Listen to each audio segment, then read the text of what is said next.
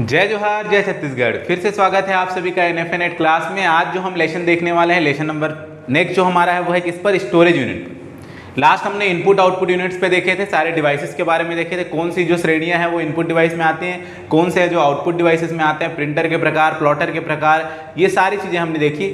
आज मैं जो सेशन लेके आया हूँ वो है स्टोरेज यूनिट पर।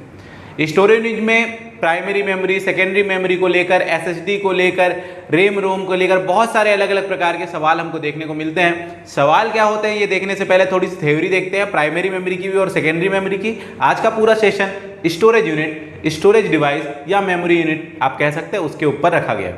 सबसे पहले मैं आपको बता दूं कि भाई क्या करना है। तो कंप्यूटर डेटा लेता है, इंस्ट्रक्शन दिया जाता है, उस पर ही कोई काम करेगा। बट डेटा और इंस्ट्रक्शन जब तक कहीं पर स्टोर नहीं होंगे तब तक उस पर किसी भी प्रकार का ऑपरेशन नहीं किया जा सकता। तो इसके लिए हमको जरूरत पड़ती है स्टोरेज की। तो जहां पर डेटा और इंस्ट्रक्शन को सुरक्षित रूप से रखने का कार्य किया जाता है ताकि उसमें किसी भी प्रकार की प्रक्रिया को पूर्ण की जा सके, तो इस प्रकार से इस यूनिट को, उस भाग को जो स्टोर करने का करता है, उसे हम क्या कहते हैं, स्टोरेज यूनिट कहते हैं। ठीक है। और यहां पर डेटा अस्थायी रूप से भी स्टोर किए जा सकते हैं, स्थायी रूप से भी स्टोर किए जा सकते हैं। उसके अकॉर्डिंग, इस डेटा स्टोरेज के अकॉर्डिंग, डेटा स्टोर किए जाने के हिसाब से परमानेंट और टेम्परेरी या कई बार वोलाटाइल और नॉन वोलाटाइल मेमोरीज के रूप में हम लोग इसको सुनते हैं। मेमोरी को समझने के लिए क्या होता है, डेटा कैसा होता है, किस फॉर्म में होता है, ये हम समझते हैं। तो सबसे पहले मैंने आपको बताया कि कंप्यूटर जो अंडरस्टैंडेबल होता है वो होता है मशीन लैंग्वेज, जिसको हम बाइनरी लैंग्वेज भी कहते हैं। बाइनरी लैंग्वेज जो होता है वो डेटा को बीट के फॉर्म में स्टोर करता है। बीट क्या है? तो बीट रिप्रेजेंट करता है बाइनरी डिजिट को। बीट किसको रिप्रेजेंट करता है? बाइनरी डिजिट को बीट जो है वो रिप्रेजेंट करता है। यहां पर जो बीट है वो सबसे स्मॉलेस्ट यूनिट होती है मेमोरी के लिए, कंप्यूटर मेमोरी में। तो सबसे छोटी जो डेटा स्टोर की जाती है वो है बीट। बीट में आइदर 0 होता है और क्या होता है, 1 होता है। या 0 रखा जा सकता है या क्या रखा जा सकता है, 1 रखा जा सकता है। ठीक है। तो सबसे पहले मैं आपको यहां बता दूं कि बाइनरी डिजिट बीट जो एक बीट को रिप्रेजेंट करता है, या तो जिसमें 0 हो सकता है या तो 1 हो सकता है। उसके बाद जो यूनिट आता है वो होता है निबल। क्या होता है? निबल, जो किसको रिप्रेजेंट करता है, 4 बीट ऑफ डेटा को रिप्रेजेंट करता है। उसके बाद आता है बाइट, जो 8 बीट्स को रिप्रेजेंट करता है। अब जो बाइट होते हैं वो 2 की पावर 10 में बढ़ते जाते हैं। सबसे पहला जो 2 की पावर 10 होता है वो आपका होता है केबी, जिसको हम किलोबाइट कहते हैं, जहां पर आपके हो जाते हैं 1024 बाइट्स। उसके बाद आपका आता है एमबी, जो होता है 2 की पावर 20, जो आपका रिप्रेजेंट करता है 1 MB is equal to 1024 KB को। इसके बाद आपका आता है गीगाबाइट, जो आपका होता है 2 की पावर 30, जो आपका रिप्रेजेंट करता है 1024 MB को। फिर आपका आ जाता है टेराबाइट, जो आपका हो जाता है 1 की पावर 1 बाइट का आपका हो गया 42 की पावर 40 हो गया टेराबाइट में, और टेराबाइट का हो जाता है 1024 GB। ये सारे इस प्रकार से जो है वो आगे बढ़ते जाते हैं। टेराबाइट है, पेटाबाइट है, एक्साबाइट है, जेटाबाइट है, योटाबाइट है, ब्रोंटोबाइट है और ज़ियोबाइट है। ये सारे क्या है, यूनिट्स हैं, किसके, मेमोरी यूनिट्स हैं, जिसको हम लोग मेजर करते हैं। तो एक तरफ मेमोरी यूनिट है और वो यूनिट कितने डेटा को स्टोर करके रख सकती है ये इस टेबल में दिया गया है। आप चाहें तो इसका स्क्रीनशॉट करके रख सकते हैं, और फर्दर आपको इससे रिलेटेड जितने भी क्वेश्चंस हैं वो सभी आपको टेलीग्राम में जरूर शेयर किए जाएंगे। यहाँ पे आपको जो है वो नेक्स्ट मैं आपको बताता हूँ कि स्टोरेज डिवाइस को हमने क्लासिफिकेशन जो देखना है किस तरीके से देखेंगे। तो सबसे पहले हमने एक जो है वो यहाँ पे आपको चार्ट रिप्रेजेंट किया है, हायरार्की रिप्रेजेंट की है। वो कैसा है? तो स्टोरेज डिवाइस मेमोरी को हमने 2 मुख्य पार्ट में यहाँ पर देखना है। एक है प्राइमरी मेमोरी को ही इंटरनल मेमोरी आते हैं। मेन मेमोरी में तो मेनली मगर हम लोग रैम को देखते हैं। ठीक है। Internal memory, primary memory, main memory के रूप में इनको देखा जाता है। यहाँ पर क्या क्या आता है? तो रैम आता है। रैम क्या होता है? रैंडम एक्सेस मेमोरी, एक प्रकार का वोलाटाइल मेमोरी होता है। अस्थायी मेमोरी कहते हैं, परिवर्तनशील मेमोरी कहते हैं। मतलब क्या होता है, इसमें जब कंप्यूटर में जब तक पावर रहता है तब तक ये डेटा को स्टोर करके रखते हैं। जैसे ही कंप्यूटर का पावर ऑफ हो जाता है, इसमें से सारे डेटा क्या हो जाते हैं, मिट जाते हैं। इसलिए इनको क्या कहा जाता है? वोलाटाइल टाइप ऑफ मेमोरी कहा जाता है, अस्थायी मेमोरी कहा जाता है, टेम्परेरी मेमोरी कहा जाता है। फिर आपका आता है इसमें type S RAM, static RAM है, डी रैम है, डायनेमिक रैम है, जिसमें आपके सिंक्रोनस एसडी रैम हो गए आपके, ठीक है, आरडी रैम आपके हो गए, डीडीआर, ठीक है, डबल डेटा रेट के भी आपके एसडी रैम है। फिर आप क्या जाते हैं, रोम। रोम क्या है, रीड ओनली मेमोरी है। रोम जो है वो मेनली आप क्या देखते हैं, तो आपका जो स्टार्टअप रूटीन होता है कंप्यूटर के चालू होने के लिए, जो स्टार्टअप रूटीन होता है, तो जो भी कंप्यूटर मैन्युफैक्चर होते हैं वो स्टार्टअप रूटीन को वहां रोम में स्टोर करके रख देते हैं परमानेंटली, कि कंप्यूटर कैसे चालू होगा, बूटिंग की प्रक्रिया जो होती है वो प्रक्रिया किस प्रकार से परफॉर्म होगी, बायोस ऑपरेशन जो होते हैं वो सारे ऑपरेशन हमको कहां पर देखने को मिलते हैं, रोम में देखने को मिलते हैं। रोम के भी अलग अलग प्रकार हैं। फर्दर इसको इरेजेबल भी बना दिया गया है। एक तो प्रोग्रामेबल रीड ओनली मेमोरी हो गया, ठीक है। मास्क रोम भी है आपका पास, एम रोम है, ठीक है, मास्क रोम है। उसके बाद आपके पास पी रोम है, programmable read only memory. E P ROM है, erasable programmable read only memory. Double E P ROM है, electrically erasable programmable read only memory. ये सब मैं आपको डिटेल में बताने वाला हूं आगे।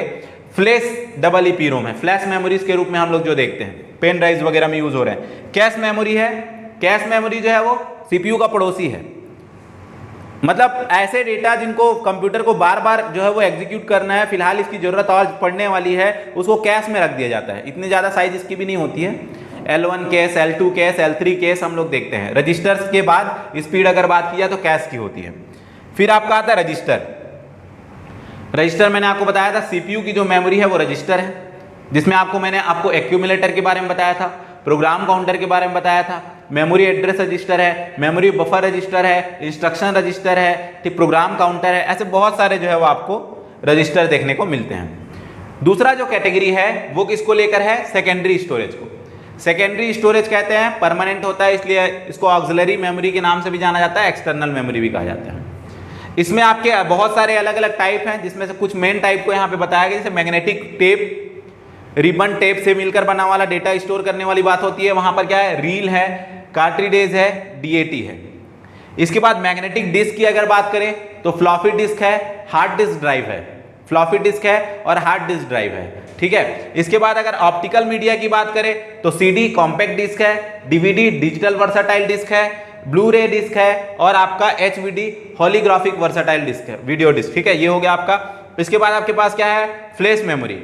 फ्लैश मेमोरी में आपके एसएसडी आ जाते हैं, solid state drive, memory card आ जाते हैं जिसमें आपका SD card, secure digital, XD card, ठीक है, ये हमारा हो जाता है। इसके बाद है यूएसबी, यूनिवर्सल सीरियल बस जो हम कहते हैं, फ्लैश ड्राइव जिसको हम पेन ड्राइव भी कहते हैं, यूएसबी फ्लैश ड्राइव जो होते हैं पेन ड्राइव भी कहा जाता है। तो ऐसे हमारे जो क्या है स्टोरेज डिवाइसेस हैं, स्टोरेज मेमोरीज हैं, जो डेटा को क्या करके रखते हैं, स्थायी रूप से और अस्थायी रूप से स्टोर करके रखते हैं, जिसकी दो मेन कैटेगरीज हमने देखा।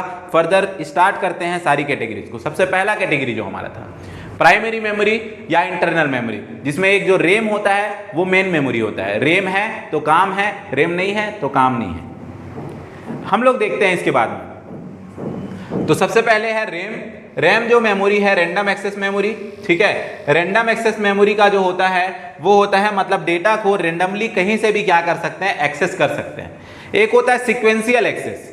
सीक्वेंशियल एक्सेस मतलब पहले को पहले करूंगा। अगर मेरे को मान लो 80 नंबर को एक्सेस करना है तो पहले पहला नंबर करूंगा, फिर दूसरा नंबर करूंगा, फिर तीसरा नंबर, ऐसा करते करते मैं 80 नंबर में जाऊंगा। रैंडम एक्सेस सीधे 80 नंबर रैंडमली एक्सेस किया जा सकता है डेटा को। यहां पर क्या क्या चीजें हमको ध्यान रखनी है, तो रैंडम एक्सेस कैपेबिलिटी है। दूसरी जो चीज है इसकी क्या है, वो है वोलाटाइल मेमोरी।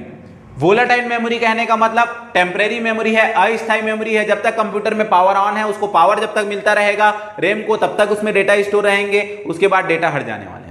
इसमें फिर आगे चल के जो है वो धीरे धीरे जो बनाया जाए, अलग अलग टाइप का रैम बनाया, कुछ समय तक कुछ समय तक का डेटा स्टोर करने का भी कैपेसिटी बनाने की कोशिश है, और यहां तक कि non volatile random access memory भी बनाने का बात है, बन गया हुआ, ठीक है। ये हम लोग पार्ट करते हैं। वोलाटाइल मेमोरी, प्रोसेसिंग से पहले प्रोग्राम और डेटा को रैम में लोड किया जाता है।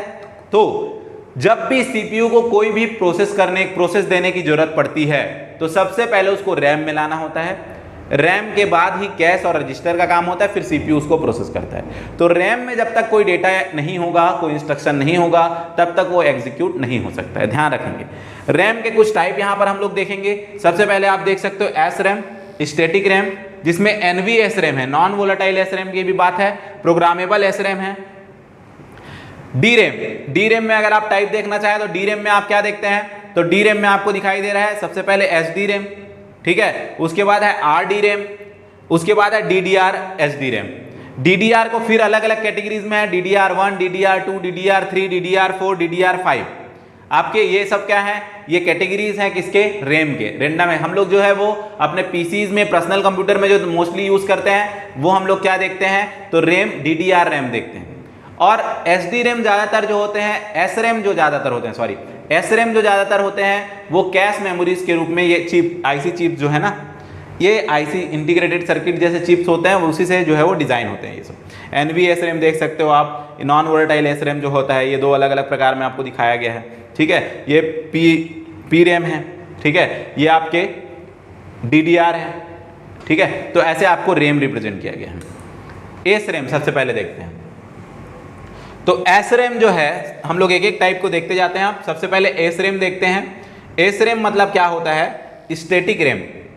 एक तरफ आपको एस रैम के बारे में बताया जा रहा है और दूसरे तरफ आपको किसके बारे में बताया जा रहा है, डी रैम के बारे में बताया जा रहा है। तो एस रैम जो होता है, स्टैटिक रैम जो होता है, ये क्या है, तो रैम तो है ये, ठीक है।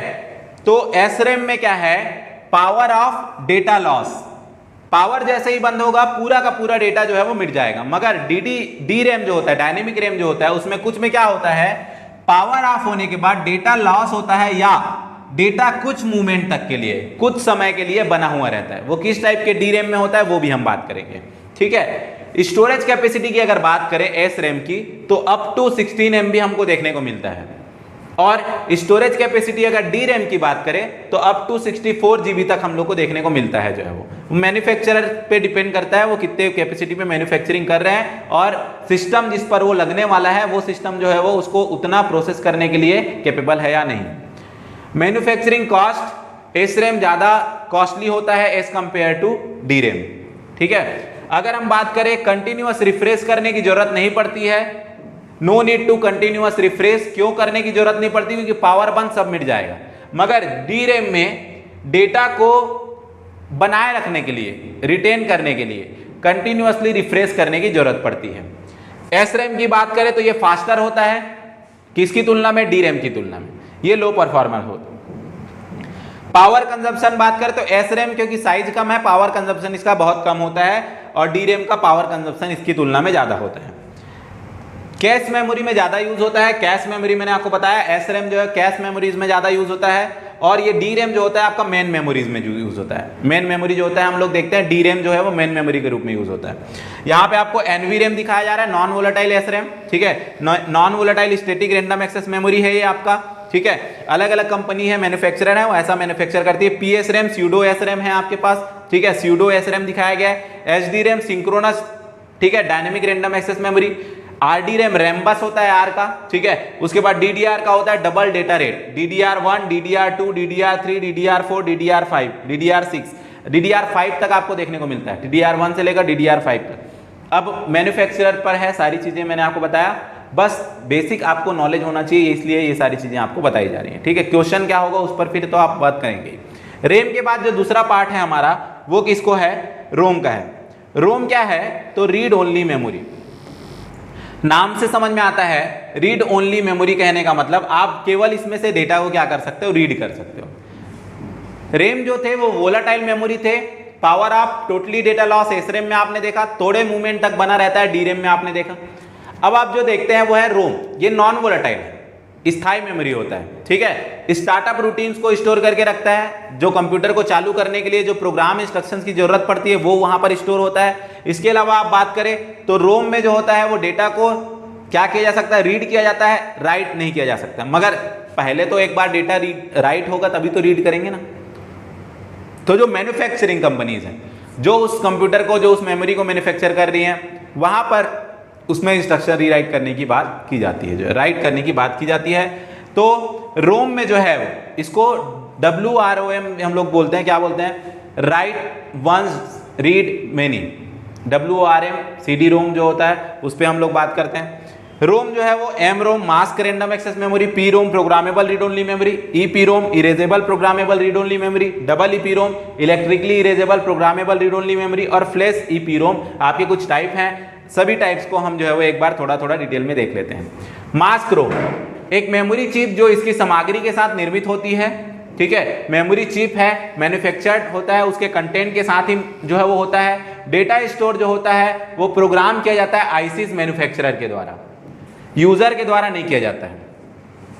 इसमें जो वर्ड लाइन होता है या बीट लाइंस होते हैं वो ज्वाइन होते हैं ट्रांजिस्टर स्विच के थ्रू, ठीक है। दूसरा जो आपका होता है वो पीरोम होता है, प्रोग्रामेबल रीड ओनली मेमोरी। जो प्रोग्रामेबल रीड ओनली मेमोरी होता है वो डेटा स्टोर करता है परमानेंटली और जिसको चेंज नहीं किया जा सकता और ना ही इरेज किया जा सकता है। डिजिटल जो रीड करता है ये डिजिटल रीड ओनली मेमोरी होता है। यूजर लोड कर सकता है क्योंकि प्रोग्रामेबल है, तो यूजर इसमें थोड़ा सा प्रोग्राम जो है वो कर सकता है, बट इससे पहले मास्क्रोम जो है उसमें थोड़ा सा भी प्रोग्रामिंग नहीं होता।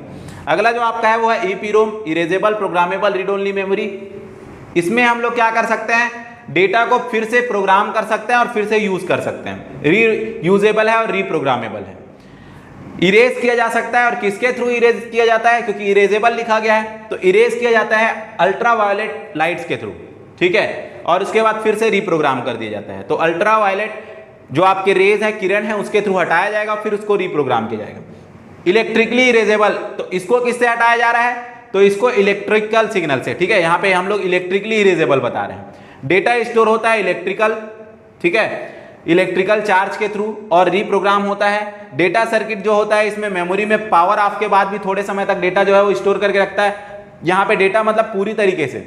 ये ज़्यादातर कहाँ यूज होता है, तो आपके जो SD कार्ड्स हैं, जो आपके फ्लैश मेमोरीज जो होते हैं, USB मेमोरीज, वहाँ पर यूज होता है। तो डेटा सर्किट रिटेन होते हैं memory even then power is off. जब पावर बंद हो जाता है तो भी इसमें जो है पूरी तरीके से रहते हैं, ये भी ध्यान रखना है। उसके बाद है data erased 1 byte at a time, एक बार में, एक समय में क्या होता है, 1 बाइट ही डेटा इरेज किया जा सकता है। और रीप्रोग्राम कितनी बार किया जा सकता है इसको, तो लगभग 10,000 बार इसको रीप्रोग्राम किया जा सकता है। किसको, electrically erasable programmable read only memory को। फिर है आपका फ्लैश ईपीरोम। फ्लैश ईपीरोम आप देख सकते हैं, इमेज आपको दिखाया गया है कि USB पेन ड्राइव जैसा, ठीक है। फ्लैश क्या होता है, तो स्टोर करता है कोड को भी, डेटा को भी। डबल ईपीरोम जो होता है, इसके बाद डबल ईपीरोम का ये एडवांस वर्जन है। जो फ्लैश डबल ईपीरोम का है वो क्या है, डबल ईपीरोम का एडवांस वर्जन है। और इसमें लगभग 5000 बाइट्स एक बार में डेटा ब्लॉक जो है वो राइट कर सकता है या डिलीट कर सकता है। ये डबल ईपीरोम से फास्टर होता है जो फ्लैश होता है वो, और इसका जो एक्सेस टाइम होता है वो भी क्या होता है, हाई होता है। ये है आपका फ्लैश डबल ईपीरोम। इसमें पेन ड्राइव्स वगैरह आप देख लिए। पहले हमने रैम देखा, फिर रोम देखा, रोम के सारे टाइप देखे। अब हम कैश मेमोरी के बारे में देखते हैं। कैश मेमोरी हम लोग अगर बात करें तो कॉस्टली होते हैं, ठीक है। उसके अलावा हाई स्पीड मेमोरी होता है, CPU स्पीड को इनहेंस करता है, मगर एक कैपेसिटी से ज्यादा हम लोग कैश मेमोरी का यूज भी नहीं कर सकते हैं। कैसे इनहेंस करता है, तो CPU को कोई भी चीज प्रोसेस करना है तो वो रैम से लेता है। अब मान लो कोई ऐसा इंस्ट्रक्शन है जो बार बार एग्जीक्यूट होने वाला है, तो रैम से उसको कॉपी कहां पे रख लिया जाता है, कैश में रख लिया जाता है। तो कैश मेमोरी से CPU सीधे ले लेता है। तो अब CPU क्या करेगा, पहले कैश में चेक करेगा, अगर कैश में है तो फिर वो ले लेगा और एग्जीक्यूट कर लेगा। अब CPU का पड़ोसी है कैश मेमोरी, अगर वो पड़ोसी है इसका मतलब क्या होगा, इसका मतलब ये होगा कि बस की जरूरत नहीं पड़ेगी, डेटा बस और एड्रेस बस की। तो बस से आने जाने में समय लगेगा, पड़ोसी बगल वाला तुरंत काम हो जाएगा। तो ये होता है उसका रीजन कि वो होता है CPU का स्पीड को इनहेंस करता है। Stored frequently use instruction and data, जो फ्रीक्वेंटली यूज होने वाले डेटा होते हैं या इंस्ट्रक्शन होते हैं उसको स्टोर करने के लिए यूज किया जाता है। कुछ कैशेज हैं, L1 कैश, L2 कैश और L3 कैश। L1 कैश जो होता है हाई स्पीड मेमोरी है, बट इसकी कैपेसिटी कम होती है 2 KB से लेकर 64 KB तक। L2 कैश थोड़ा कम स्पीड कैपेसिटी वाला होता है, बट स्लोअर होता है, बट लार्जर कैपेसिटी है। लार्जर कैपेसिटी कैसे है, तो मेमोरी अप टू होता है 256 KB से लेकर 512 KB तक। नेक्स्ट अगर हम लोग देखें L3 कैश के बारे में, तो L3 कैश में हम लोग को क्या देखने को मिलता है, L1 कैश और L2 कैश से भी धीमा, दोनों से स्लोअर होता है, बट कैपेसिटी ज्यादा होती है, 1 MB टू 8 MB तक होता है। तो ये है कैश और कैश मेमोरी के टाइप्स। अगला जो मेमोरी है वो हमारा क्या है, रजिस्टर। रजिस्टर हम लोग अभी पूरा प्राइमरी का सेक्शन देख रहे हैं, प्राइमरी, इंटरनल या मेन मेमोरी का। रजिस्टर क्या है, तो CPU का ही पार्ट है। CPU में जो मेमोरी हम लोग उसको रजिस्टर करते हैं, ठीक है। ये मेन मेमोरी नहीं है, मेन मेमोरी जो है वो आपका क्या है, रैम है, रैंडम एक्सेस मेमोरी, जो DRAM है, ये सब मेन मेमोरी में होते हैं। SRAM जो होते हैं वो कैश में होते हैं, ये भी ध्यान रखिएगा। स्पेशल मेमोरी यूनिट है, इसका वर्ड साइज, लेंथ जो है वो इसका वर्ड साइज पे डिपेंड करता है। जैसे क्या है, 32 बिट रजिस्टर, 64 बिट रजिस्टर, ऐसे हम लोग रिप्रेजेंट करते हैं। ऐसे अलग अलग रजिस्टर बताए गए, जैसे memory address register, memory location, जो एक्टिव मेमोरी लोकेशन है उसका एड्रेस स्टोर करता है। मेमोरी बफर रजिस्टर, ये क्या करता है, तो मेमोरी जो भी चीज डेटा है उसको थोड़ी देर के लिए होल्ड करके रखता है रीड राइट किए गए। एक्यूमुलेटर क्या है, तो जो इंटरमीडिएट रिजल्ट्स होते हैं प्रोसेस के दौरान उसको स्टोर करते हैं। इंस्ट्रक्शनल रजिस्टर इंस्ट्रक्शन जो दिए जाना है उसको होल्ड करके रखता है। ऐसे बहुत सारे रजिस्टर होते हैं। अब मैं आप लोग को प्राइमरी मेमोरी के कुछ क्वेश्चंस आए हुए हैं उनको जो है वो आपके साथ चर्चा करता हूं। सारे मेमोरीज आपको मैंने एक बार अप टू डेट बताया, कहां से स्टार्ट किया था हमने, रैम से, फिर रोम को, फिर कैश को और फिर रजिस्टर को। ये हो गया हमारा सेक्शन। अब हम देखते हैं, पूछा गया what is mean by the term RAM. RAM का मतलब क्या होता है, ठीक है। तो रैम का बोला गया है memory which can only be read, जिसमें केवल रीड किया जाता है। Memory which can only be written, जिसमें केवल राइट किया जा सकता है। यूज फॉर परमानेंट स्टोरेज कहा जा रहा है, या memory which can be both read and written. तो मैं आपको बता दूं, जो केवल रीड करता है वो रीड ओनली मेमोरी रोम होता है। रैम में रीड भी किया जा सकता है और राइट भी किया जा सकता है, बट ये परमानेंट नहीं है। ये क्या होता है आपका, टेम्परेरी होता है, वोलेटाइल होता है। तो लास्ट ऑप्शन जो है वो आपका क्या हो जाएगा, सही हो जाएगा। बाकी आप टिक करने के लिए टेलीग्राम ग्रुप को ज्वाइन कीजिएगा और जरूर जो है वो उसमें जाके आप टिक कीजिएगा। रैम मीन्स, अब आपको फुल फॉर्म बताना है, क्या होता है आप सभी को पता है, रैंडम एक्सेस मेमोरी। क्या होता है, रैंडम एक्सेस मेमोरी। और रैंडम एक्सेस की कैपेसिटी होती है इसमें। रैम किस प्रकार का स्टोरेज है, वोलेटाइल है, नॉन वोलेटाइल है, परमानेंट है या सेकेंडरी। अब परमानेंट का हो या सेकेंडरी का हो, ये दोनों तो एक ही चीज है आपका, सेकेंडरी स्टोरेज में, परमानेंट में, यहां पर पार्ट है। और उसके बाद क्या है, वोलेटाइल। वोलेटाइल जो होता है वो क्या होता है, रैम होता है, जिसको अस्थायी कहा जाता है, ठीक है। जबकि नॉन वोलेटाइल जो होता है वो क्या होता है, स्थायी होता है। तो रैम कैसा है, वोलेटाइल है, मतलब अस्थायी है, परिवर्तनशील है, जिसमें परिवर्तन हो सकता है। अगला क्या है, रैंडम एक्सेस मेमोरी के बारे में आपको बताना है कि कौन सा कथन इनमें से सही है। तो रैम नॉन वोलेटाइल है कहा जा रहा है, ये गलत बात है। Amount of RAM in computer system can not affect it performance, affect कर सकता है। 1 GB का रैम से ज्यादा कंप्यूटर फास्टर हो जाएगा जब 2 GB का रैम होगा, उससे फास्टर हो जाएगा जब 4 GB का रैम होगा, तो वो भी करता है। तो पहला गलत हो गया। दूसरा है रैम इज नॉन वोलेटाइल, तो नॉन वोलेटाइल कहा वहां तो खत्म ही कर देना है। RAM is volatile, volatile clear है। Amount of RAM in computer can not affect the performance, ये गलत बात है, अफेक्ट करता है। रैम की साइज कंप्यूटर के परफॉर्मेंस को अफेक्ट करती है, प्रभावित करती है। तो लास्ट आ जाएगा RAM is volatile and the amount of RAM is a computer system affect the size, affect the performance of computer. Clear, last option. अगला क्या है, printed output from a computer system is called as soft copy. ये गलत बात है, मैंने कल आपको बताया था। जो प्रिंटेड आउटपुट होता है वो क्या कहलाता है, हार्ड कॉपी कहलाता है, जो प्रिंटर्स वगैरह में आपको देखने को मिलता है, प्रिंटर प्लॉटर में।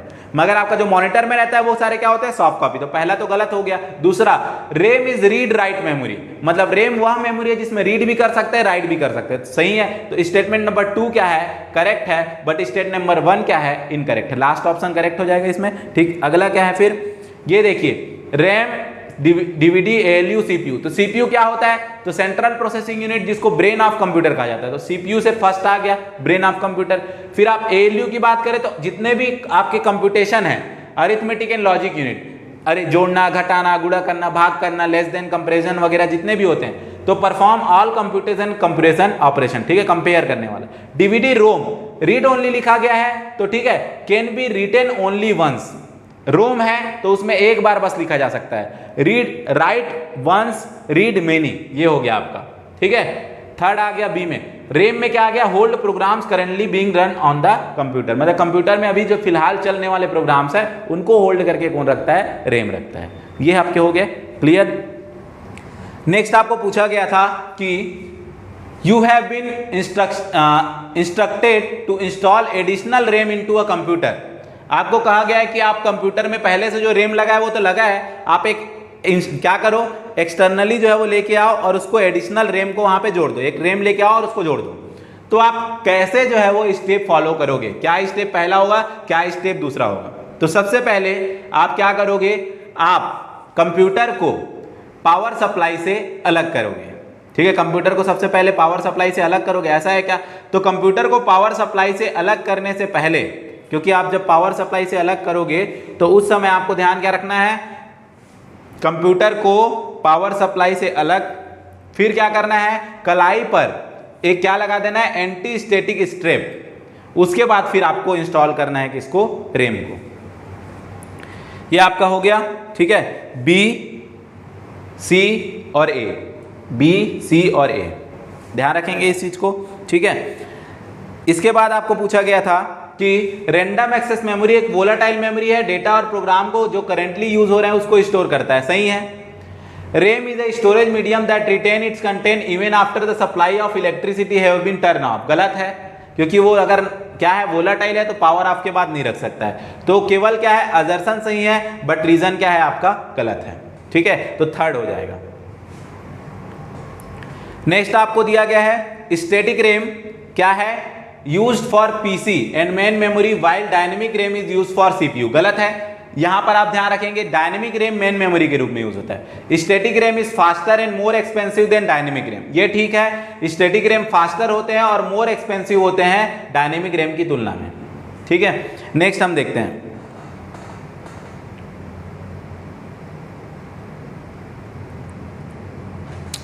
अगला आपका है which type of memory hold the computer startup routine. मैंने आपको बताया था कंप्यूटर स्टार्टअप रूटीन कौन स्टोर करके रखता है, रोम रखता है, read only memory. When a computer is booting BIOS is loaded to the memory by, किसके द्वारा बायोस को मेमोरी में लोड किया जाता है, तो रोम के द्वारा बायोस को जो है मेमोरी में लोड किया जाता है, मगर कौन जो है वो वहां पे कहां पे रहता है, जब कंप्यूटर बूटिंग कर रहा हो तो मेमोरी में बायोस किसके द्वारा लोड किया जाता है, तो मेमोरी क्या है, तो रैम है, बायोस किसके द्वारा लोड किया जाता है, तो रोम के द्वारा, ठीक है, तो रोम के द्वारा मेमोरी मतलब रैम में स्टोर किया जाता है बायोस को। अगला क्या है, रैम इज प्लेस्ड ऑन, तो यहाँ पे आंसर दे दिया गया मदरबोर्ड, एक बोर्ड हम लोग का सर्किटरी जो बोर्ड हम लोग बात करते हैं वो मदरबोर्ड की बात करते हैं, वहां पर स्टोर होता है। फिर है with regard to computer memory which of the following statement is true, इनमें से कौन सा स्टेटमेंट जो है वो कंप्यूटर मेमोरी के लिए सही है, रोम वोलाटाइल बोल रहा है, गलत हो गया, रोम जो है वो नॉन वोलाटाइल है, रैम को वोलाटाइल बोल रहा है, ये सही हो गया। सेकेंडरी मेमोरी को वोलाटाइल बोल रहा है, सेकेंडरी तो परमानेंट स्टोरेज है ना, तो वो फिर क्या होंगे, वो नॉन वोलाटाइल, तो इसमें केवल क्यू ओनली क्या है सही है, मतलब RAM is volatile memory.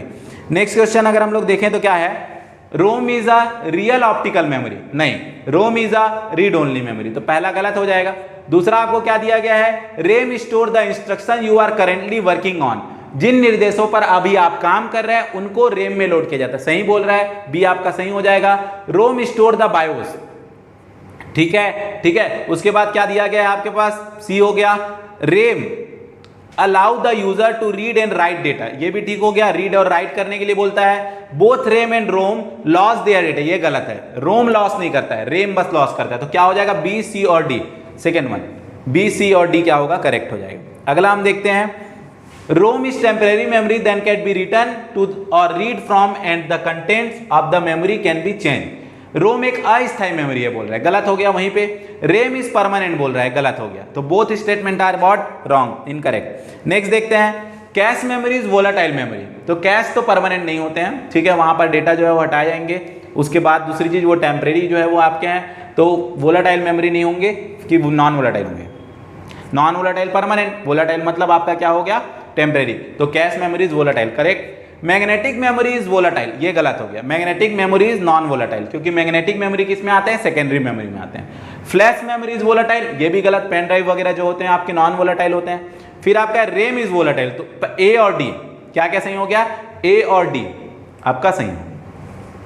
Cash, register और रैम ये सब आपके वोलाटाइल में ही होंगे, ठीक है। नेक्स्ट आपका है, cash memory is faster than RAM, क्योंकि मैंने आपको बताया सीपीयू का पड़ोसी है वो तो फास्टर होगा रैम की तुलना में, सबसे फास्ट रजिस्टर, उसके बाद रजिस्टर के बाद कैश, फिर रैम, फिर secondary storage. Random access memory is closer to the processor than cache memory, ये गलत है, प्रोसेसर के क्लोजर कौन होता है आपका,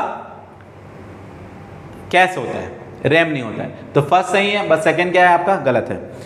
अब फिर नेक्स्ट देखते हैं, बीट का फुल फॉर्म क्या होता है, मैंने आपको बताया बाइनरी डिजिट, बीट का फुल फॉर्म क्या होता है, बाइनरी डिजिट। कंप्यूटर में बाइट का मतलब क्या होता है, तो 8 बीट, बाइट का मतलब क्या होता है 8 बीट। अब इस जो आपको यूनिट्स दिए गए हैं उन यूनिट को क्या करना है, आपको स्मॉलेस्ट से लार्जर में बनाना है, तो सबसे पहले तो बीट आ जाएगा, ठीक है, बीट आएगा, यहाँ पे ई होना था, A B C D E गलत हो गया, मैं आपको बस बता देता हूँ। पहले क्या आ जाएगा बीट, बीट के बाद आ जाएगा बाइट, बाइट के बाद आ जाएगा किलोबाइट, किलोबाइट के बाद मेगाबाइट, फिर गीगाबाइट, फिर टेराबाइट, ठीक है। आप इसको टेलीग्राम में जो है चेक कीजिएगा, उसमें उसको जमाइएगा।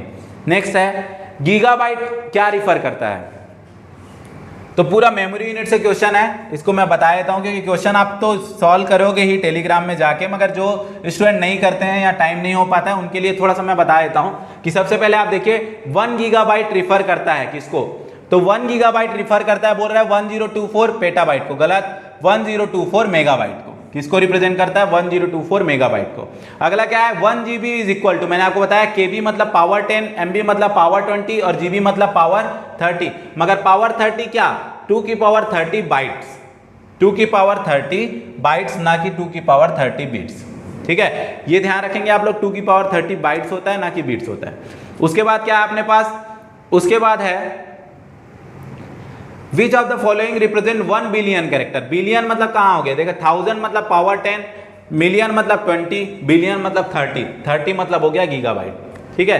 Terabyte is equal to, terabyte मतलब 1024 गीगाबाइट, ठीक है। इसके बाद क्या है 1 टेराबाइट मेमोरी इक्वल होता है किसके, तो पहला तो KB वो तो MB हो गया, दूसरा आपका KB और KB के साथ MB इधर और ये GB हो गया, यहाँ क्या हो गया MB बन गया GB और TB, तो ये बन गया आपका टेराबाइट, ठीक है, ये आपका टेराबाइट हो जाएगा। ये बाइट है तो ये तो खुद KB मिलके MB बनेंगे, फिर KB मिलेगा तो GB बनेंगे ना, तो ये तो GB बनेगा, ये आपका थर्ड आ गया terabyte. If 1 gigabyte is equal to 2 की पावर 30 बाइट्स, तो हमको 1024 टेराबाइट बताना है, 1024 टेराबाइट्स कितने बीट के बराबर होगा, मतलब बीट भी रिप्रेजेंट करना है। तो सबसे पहले टेराबाइट मैंने आपको बताया टेराबाइट कितना होता है, तो GB 30 होता है, TB 40 होता है, बट 1024 का भी आपका 10 हो जाएगा, तो 2 की पावर 50 तो नॉर्मल हो गया।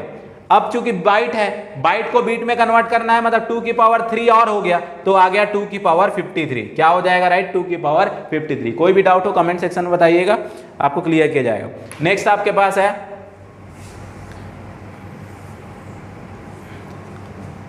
यहां पूछा गया है computer has main memory 960 kilobytes, ठीक है, एग्जैक्ट नंबर ऑफ बाइट कितना कंटेन करके रखेगा ये आपको बताना है, ठीक है। 960 किलो मतलब 1024 जैसे बोला गया है, 960 मल्टीप्लाइड बाई 1024 क्या होगा 960 मल्टीप्लाइड बाई KB है, KB किससे बनता है 1024 बाइट से बनता है, तो 1024 बाइट्स, ठीक है, तो क्या हो जाएगा 960 मल्टीप्लाइड बाई 1024। फिर क्या है अरेंज करना है हमको स्टोरेज कैपेसिटी डिक्रीजिंग ऑर्डर में, डिक्रीजिंग ऑर्डर में मतलब सबसे पहले हाईएस्ट कैपेसिटी क्या हो जाएगा यहाँ पे XYZ याद नहीं, XZY याद रखेंगे, XZY तो Y येटाबाइट सबसे फास्ट D, ठीक है, D आ गया, ये खत्म हो गया, फिर X C फिर टेरा और फिर मेगा, ठीक है, DCBA ये हो जाएगा। नेक्स्ट क्वेश्चन देखते हैं, बहुत ज्यादा क्वेश्चन जो है मेमोरी के टर्म्स में ही रहते हैं, ध्यान रखिएगा, ये सारे क्वेश्चन प्रीवियस ईयर वाले हैं। Which of the following is correct represent the respect to size of storage, ठीक है। अब देखिए टेराबाइट छोटा होता है, उससे बड़ा कौन होता है पेटाबाइट, उससे बड़ा कौन होता है एक्साबाइट, उससे बड़ा होता है जोटाबाइट, तो सही है पहला वाला, क्योंकि टेराबाइट तो पहले आएगा, पहले GB के बाद TB के बाद फिर आपका हो गया एक्साबाइट, फिर आपका हो गया जोटाबाइट, फिर आपका हो गया योटाबाइट, ठीक है। तो PB आपको मैंने पहले बताया था, KB के बाद क्या बताया था आप लोगों को, MB के बाद क्या बताया था, GB के बाद क्या बताया था, TB टेराबाइट के बाद क्या होता है पेटाबाइट के क्या बाद क्या होता है एक्साबाइट, ठीक है, XB, उसके बाद आपका क्या होता है जोटबाइट, ठीक है, उसके बाद क्या होता है योटाबाइट, फिर ब्रोंटोबाइट और जोबाइट, तो ये दिया है उसके हिसाब से। डेटा स्टोरेज में आपको बताना है, अब ये डेटाबेस के अकॉर्डिंग है, बीट बाइट्स फिर फील्ड बनता है, फील्ड क्या होता है इंडिविजुअल एंटिटी, जैसे नेम है एड्रेस है, और फिर बहुत सारे फील्ड मिलके क्या बनाते हैं रिकॉर्ड, बहुत सारे रिकॉर्ड मिलके क्या बनाते हैं फाइल, और फाइल को कहाँ रखा जाता है डेटाबेस में, तो पहला आ जाएगा bit byte field records file और डेटाबेस। नेक्स्ट आप देखेंगे सेकेंडरी स्टोरेज के लिए, ठीक है, और सेकेंडरी स्टोरेज में जो है वो मेरे ख्याल से प्राइमरी स्टोरेज में जो है बहुत ज़्यादा टाइम हो गया है, तो एक बार मैं देख लेता हूँ कि बहुत ज़्यादा अगर टाइम रिकॉर्डेड हो गया होगा तो फिर एक अलग वीडियो बना दिया जाएगा, तो ठीक है। तो प्राइमरी स्टोरेज बस हम लोग देखते हैं, पार्ट 1 ये अपना हो गया, मैं नेक्स्ट लेसन में आपको जो है पार्ट 2 बताऊंगा, जिसमें हम लोग क्या देखेंगे सेकेंडरी स्टोरेज को देखेंगे, सेकेंडरी स्टोरेज मीडिया के बारे में जो है चर्चा करेंगे नेक्स्ट वीडियो में। तब तक के लिए बने रहिए NFA नेट क्लास के साथ। जाके जो है टेलीग्राम ग्रुप में ज्वाइन कीजिए, फ्री फॉर ऑल, ठीक है। क्वेश्चन प्रैक्टिस करते रहिए और अपनी तैयारी को और बेहतर बनाते जाइए। जितना ज़्यादा अभ्यास करते जाएंगे, जितना ज़्यादा प्रैक्टिस करेंगे, उतने ज़्यादा और बेस्ट होते जाएंगे उस पर्टिकुलर सब्जेक्ट में। मिलते हैं नेक्स्ट लेक्चर में, तब तक के लिए जय जोहार, जय छत्तीसगढ़।